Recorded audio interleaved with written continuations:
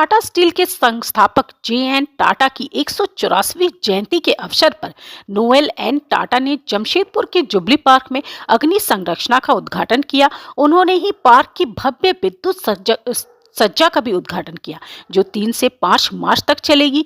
Tata steel के vice chairman Noel N Tata ने 2 मार्च 2023 को उद्घाटन किया, जिसमें सीईओ टीवी नरेंद्रन और अन्य वरिष्ठ अधिकारी मौजूद रहे। अग्नि संरचना धरती से आकाश की ओर उठती लौ का प्रतीक है, जो टाटा स्ट्रक्चरल स्टील से बना हुआ है और नॉसेंस ऑफ इंडिया डिजाइन प्रतियोगिता का विजेता डिजाइन है। इस वर्ष theme green novation make tomorrow green theme है, जो शहर भर में लाइटिंग और अन्य कार्यक्रमों में झलकी।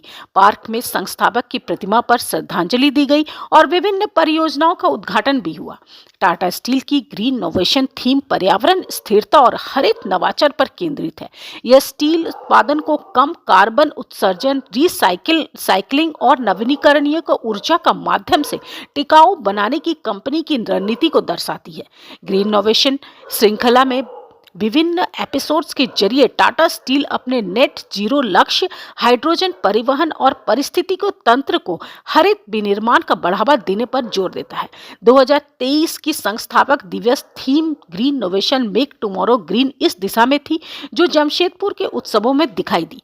कंपनी रीसाइक्लिंग से 10 से 15 मिलियन टन स्टील उत्पादन का लक्ष्य रख रही है।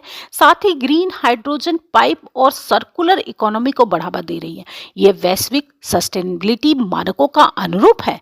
टीवी नरेंद्रन ने कहा, हम स्टील मैन्युफैक्चरिंग में लाइनियरिटी से सर्कुलेटरी की ओर बढ़ रहे हैं। अगले 10 से 15 वर्षों में टाटा स्टील का 10 से 15 मिलियन टन उत्पादन रीसाइक्लिंग के जरिए किया जाएगा। 2035 तक यूरोप में कोई ब्लास्ट फर्नेस नहीं चलेगा, सब हरित तकनीकों से ही चलेगी। ग्रीन स्टील ट्रांजिशन का मुख्य चुनौतियां लागत, तकनीकी जोखिम, कच्चे माल की कमी और सरकारी समर्थन पर निर्भरता है। टाटा स्टील जैसे उत्पादकों के लिए ये परिवर्तन जटिल है, खासकर कोयला आधारित से कम कार्बन तकनीकों में है। कच्चे माल और ऊर्जा की कमी है, उच्च लागत और निवेश में जोखिम भी है। नीतिगत बाजार में भी अंतर है और क्षेत्रीय भिन्नता भी है। टीवी नरेंद्रन के अनुसार यूरोप सर्वाइवल एंड ट्रांजिशन का सामना कर रहा है, जबकि भारत ग्रोथ को हरा बनाता। स्क्रैप चेन विकसित करना और हाइड्रोजन इंजेक्शन जैसी पहल चल रही है। धन्यवाद।